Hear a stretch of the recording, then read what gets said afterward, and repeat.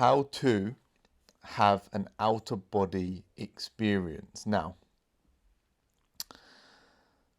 some of you may have had this before, some of you may have not, but I'm going to give you the genie's lowdown on what brought this about or brings it about in my reality consciously, if I so choose to, for whatever reason, want to have an outer body experience. Now, step one.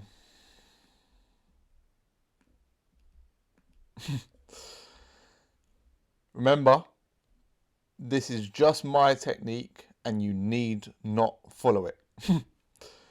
Is you actually want to elicit, let's make this a different color.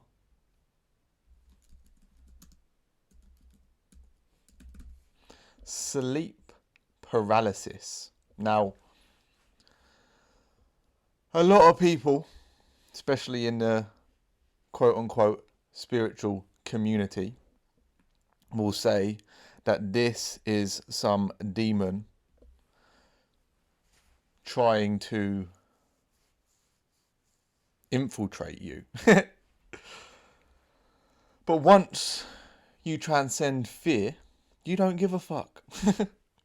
So whether it is or not, it's cool because I'm using it, him, that to my advantage. Her, even. So, sleep paralysis. Now, why do I say this? Because what you essentially want to do is paralyze your body so that you are now only connected at the etheric / energetic level. Now, for anyone that's ever had sleep paralysis before, you are consciously aware, yet you cannot move your body. But there's also something very key that goes on whilst that's happening, is the fact that you are able to almost pressurize your body. It's like you have the strength to move, but your body just won't respond. So what's actually happening there is you are in control still of your nervous system, of the meridian energetic system, but it's not connected to the actual body itself. So from my experience, it is that very body which is what allows you to actually come out of your body. So step two. You want to firstly know how to get or elicit sleep paralysis. So for me, if we imagine that this is your pillow, a very uncomfortable pillow, and this is you,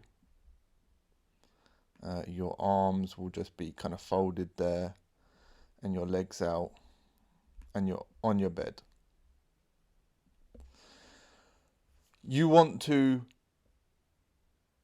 essentially go into a nap, but your eyes want to be facing your third eye, or that would make no sense because then they would be looking back.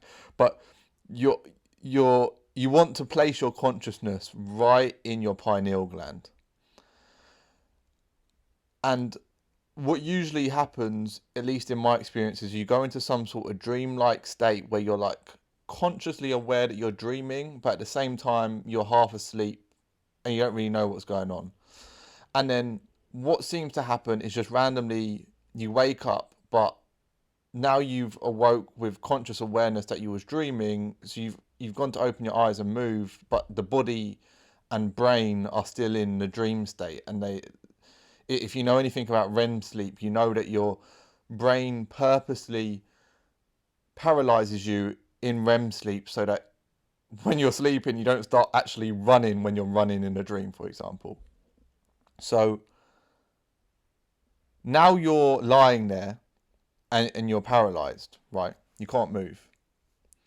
You've only got a short window to do this, by the way, because obviously the second that your brain clocks on to your awake, it's like, oh damn, okay, you need your body, you need to start moving. So you've got a short window.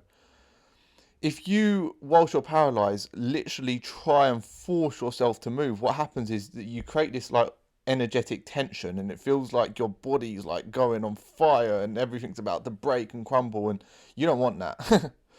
But what you do want to do is let go, like totally surrender to the fact that your body is not moving at all. And in my experience, what then happens is the energetic body almost just it like floats away. It like just rises up, like you literally feel yourself flying, and you just rise up. Sometimes like I go up and forward, sometimes like it's almost like I kind of ascend downwards and start moving. And if you do it correctly and without fear, you then have the ability to actually, once you're out, to look back on yourself and see your body lying there asleep. Well, not literally asleep because you're awake, but you know what I mean. Now, the first time this ever happened to me, when I saw this, it scared the crap out of me so much I closed my eyes. I just thought of my body, put my consciousness back in my pineal, and then boom, I was awake. But the more you overcome fear, the freer you are to experience these crazy experiences.